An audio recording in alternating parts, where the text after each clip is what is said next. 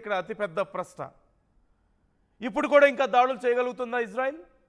Qatar మీద దాడి చేస్తుందా ఇంకోసారి? లేదంటే ఇరాన్ పరిస్థితి ఏంటి? ఇరాన్ ఇప్పుడు నెక్స్ట్ స్టెప్ ఎలా ఉండబోతుంది? ఒంటరిదాన్ని చేసి ఇరాన్ని ఎంత దారుణమైనటువంటి దెబ్బ కొట్టారో అమెరికా అండ్ ఇజ్రాయెల్ మనం చూసాం. సో ఇప్పుడు బలమైనటువంటి ఒక గ్రూప్ ఫామ్ అయిన నేపథ్యంలో నెక్స్ట్ ఇరాన్ మూవ్స్ ఎలా ఉండబోతున్నాయి?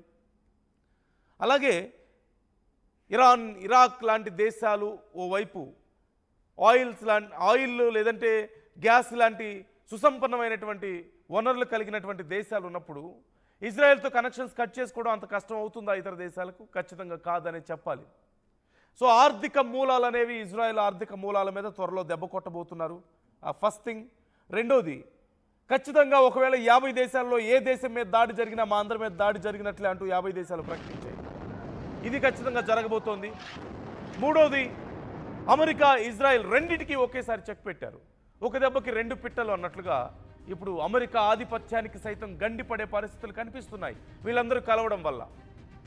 ముఖ్యంగా అమెరికా వల్ల నష్టపోయినటువంటి దేశాలు ఇంకా ఎన్నో ఉన్నాయి. ఇప్పుడు వెనిజులా మీద కూడా అదే చేస్తుంది. గతంలో ఇరాక్ మీద, ఇరాన్ మీద ఎలాంటి, లేదంటే లిబియా మీద ఎలాంటి కుట్రలు అయితే జరిగాయో, అక్కడ ఉన్నటువంటి రాజ్యాలను ఎలా నాశనం చేశారో, అక్కడ ఉన్నటువంటి అధ్యక్షులను ఎంత దారుణంగా ఎలిమినేట్ చేశారో మనం చూసాం. ఆ తర్వాత ఆ దేశాల పరిస్థితి ఎలా అయిందో మనం చూసాం కదా. లిబియా, గడాఫీ తర్వాత ఏమైపోయింది, ఇరాక్, సద్దాం హుసేన్ తర్వాత ఏం జరిగిందో మనం చూసాం. ఇప్పుడు వెనిజులా మీద అమెరికా కన్ను పడింది. దేనికోసం? నిజంగా కుకైన్ లాంటి భయంకరమైనటువంటి డ్రగ్స్ సరఫరా చేస్తున్నందుకేనా? కాదు, అక్కడ ఉన్నటువంటి రేర్ ఎర్త్ మెటల్స్ లేదంటే ఆయిల్ ఇలాంటి ఖనిజాల కోసం, అక్కడ ఉన్నటువంటి సంపత్తిని, ప్రకృతి ఇచ్చినటువంటి సంపదని దోచుకోవాలన్న ఉద్దేశం. అమెరికాకే చెందాలన్నటువంటి ఒక అహంకారం, ఇంకెవరి దగ్గర ఏవి ఉండకూడదన్నటువంటి ఒక దౌర్జన్యం. ఈ నేపథ్యంలో ఏం చేయబోతున్నాయి ఈ దేశాలన్నీ అనేది చాలా కీలకంగా మారింది. మా మీద ఏ ఒక్కరి మీద దాడి జరిగినా మా అందరి మీద దాడి జరిగినట్లే అంటూ 50కి పైగా దేశాలు ఒక చోటకు వచ్చి, అందులోనూ ఇస్లామిక్ కంట్రీస్, భావజాలం కలిసినటువంటి దేశాలు ఒక చోటకు రావడాన్ని, కలవడం అనే కంటే కూడా దగ్గరగా ఉన్నటువంటి దేశాలు, భావజాలం దగ్గరగా ఉన్నటువంటి దేశాలు, ఎగ్జాక్ట్ ఉండకపోవచ్చు కానీ బాధితులు అనేటువంటి ఆలోచన ఉంది. ఫ్యూచర్లో మరికొంతమంది బాధితులు అవుతారనేటువంటి అంచనాలు ఉన్నాయి. ఈ నేపథ్యంలో భావజాలం కొంత కలుస్తోంది. సో ఖచ్చితంగా బలమైన బంధం ఏర్పడడానికి అవకాశం ఉంది. సో ఈ అంశానికి సంబంధించి మీ అభిప్రాయాలు ఎలా ఉన్నాయో మాతో పంచుకోండి, కామెంట్ చేయండి. నెక్స్ట్ ఇప్పుడు ఇజ్రాయెల్ కానీ అమెరికా కానీ ఈ పరిణామాలను ఎలా చూస్తున్నారు? బ్రిక్స్ దేశాలు లేదంటే చైనాలో జరిగినటువంటి సదస్సులో ఇన్ని దేశాలు కలిస్తేనే భయపడినటువంటి అమెరికా ఇప్పుడు అమెరికాకు లేదంటే ఇజ్రాయెల్కు వ్యతిరేకంగా మరొకటి కూటమి ఫామ్ అవుతుంటే చూడగలుగుతుందా? ప్రశాంతంగా ఉండగలుగుతుందా? What they can do now? మీ అభిప్రాయాలను కూడా మాతో పంచుకోండి, కామెంట్ చేయండి.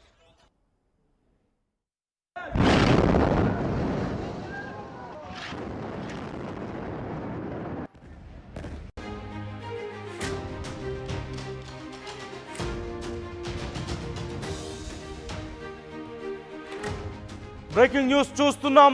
దేశంలో ఇజ్రాయెల్ దాడిపై, దోహాకి సంబంధించి ఇజ్రాయెల్ దాడిపై అరబ్, ఇస్లాం దేశాలు సీరియస్ అవుతున్నాయి. ఇజ్రాయెల్ రక్త దాహాన్ని అడ్డుకుంటామంటూ హెచ్చరికలు జారీ చేస్తున్నాయి. అరబ్, ముస్లిం దేశాలకు ఖతార్ అధినేత పిలుపునిచ్చారు. ఖతార్లో ఆశ్రయం పొందుతున్న హమాస్ లీడర్లే టార్గెట్గా ఇజ్రాయెల్ దాడులు చేసిన నేపథ్యంలో అరబ్, ముస్లిం దేశాల ఎమర్జెన్సీ మీటింగ్ జరిగింది. సమావేశానికి 50కి పైగా ముస్లిం దేశాలు హాజరయ్యాయి. ఇకపై తమతో ఏ ఒక్క దేశంపై దాడి జరిగినా సరే మా అందరిపై దాడిగా మేము భావిస్తామంటూ చెప్తున్నారు. ముఖ్యంగా ఈ సమావేశంలో Saudi Arabia, Türkiye, Kuwait, Iran, Iraq, Egypt, Indonesia, Malaysia ఇలా 50 దేశాల అధినేతలు హాజరయ్యారు. కీలకంగా చర్చించారు. ఇజ్రాయెల్ని ఎలా కంట్రోల్ చేయాలి అనే దానికి సంబంధించే పెద్ద చర్చ జరిగింది.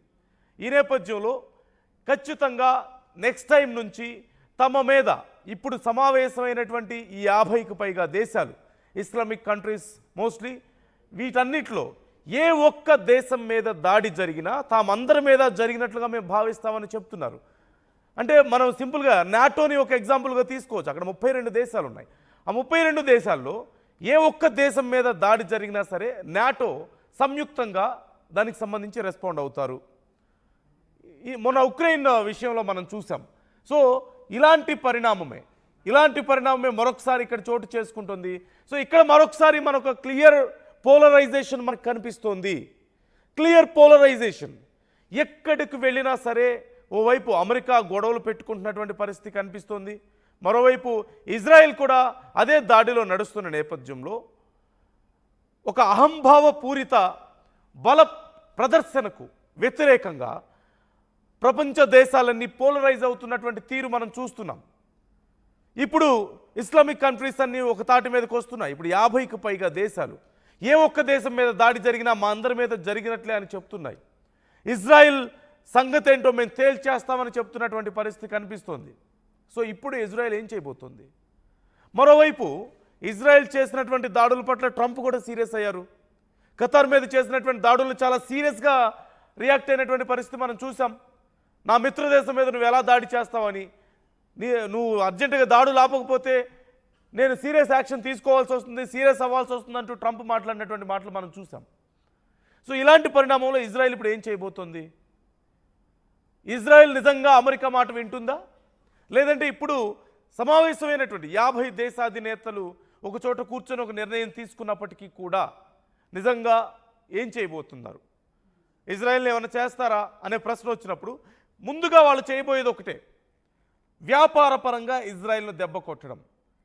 మొన్న ఎలాగైతే అమెరికా రష్యాని దెబ్బ కొట్టాలని ప్రయత్నించిందో, ఆ దాంట్లో భాగంగా భారతదేశాన్ని దెబ్బ కొట్టడానికి ప్రయత్నించిందో, సో అలా ఇప్పుడు ఇజ్రాయెల్ యొక్క వ్యాపార సంబంధాలను మేము దెబ్బ కొడతాం, వ్యాపారాలను మేము తగ్గించుకుంటామంటూ 50 దేశాలు ఒక నిర్ణయానికి వచ్చినట్లుగా తెలుస్తోంది.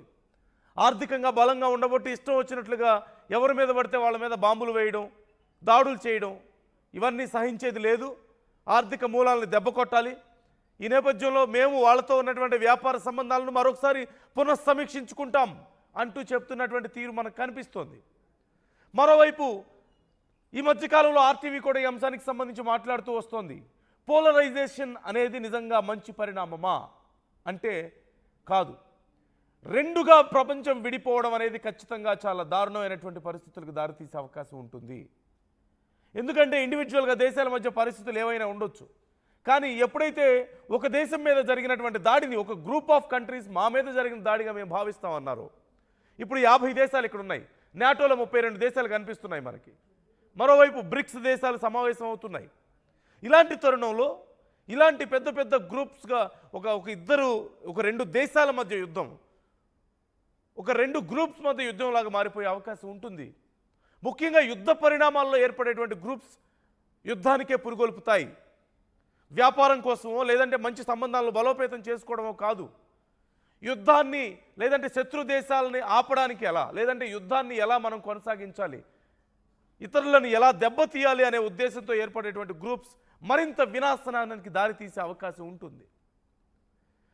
సో ఇది ఖచ్చితంగా మంచి పరిణామమా అంటే కాదనే చెప్పాలి. కానీ ఇజ్రాయిల్ లాంటి దేశాల యొక్క పీచ మనచాలంటే, ఇజ్రాయిల్ లాంటి దేశాల యొక్క గర్వాన్ని అణచాలంటే ఖచ్చితంగా ఇలా ఒక తాటి మీదకి రావాల్సిన అవసరం ఉంది.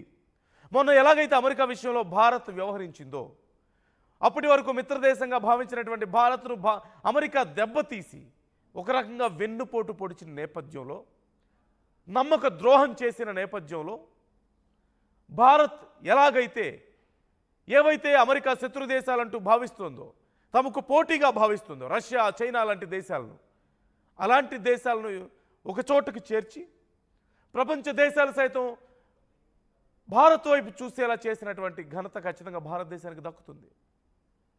అప్పుడు అమెరికా వెనక్కి తగ్గింది కదా. ఇప్పుడు మళ్ళీ మాకు భారతదేశం చాలా మంచి దేశం, భారతదేశం మాకు మిత్రదేశం, భారతీయులందరూ మా సోదర సోదరీమణులు అంటూ ట్రంప్ మాట్లాడుతున్నటువంటి పరిస్థితి మనం చూస్తున్నాం. ఇంకా పూర్తిగా దారిలోకి రాలేదు, బట్ ఖచ్చితంగా వస్తారు, అంతకుమించి గత్యంతరం లేదు. సో ఇలాంటి పరిస్థితుల్లో ఇలాంటి పరిస్థితే ఇంకో చోటు వస్తే, ఇజ్రాయెల్ లాంటి ఒక దేశం ఇష్టం వచ్చినట్లుగా దాడులు చేసుకుంటూ పోతుంటే ఇతరులు ఏకమవకుండా ఎలా ఉంటారు నష్టపోయిన వాళ్ళు, లేదంటే ఒకే భావజాలం ఉన్న వాళ్ళందరూ ఒక చోటకి చేరకుండా ఎలా ఉంటారు? ఖచ్చితంగా ఇక్కడ భావజాలం అనేది వాళ్ళని కలుపుతోంది. అలాగే బాధితులు అనేటువంటి ఒక సానుభూతి కూడా ఒకటయ్యేలా చేస్తుంది. ఇక్కడ మరొక ముఖ్యమైన విషయం, అమెరికాకి వ్యతిరేక దేశాలు కూడా ఇక్కడ క్లియర్గా కనిపిస్తున్నాయి మనకి. ఇరాన్ కానీ, ఇరాక్ కానీ,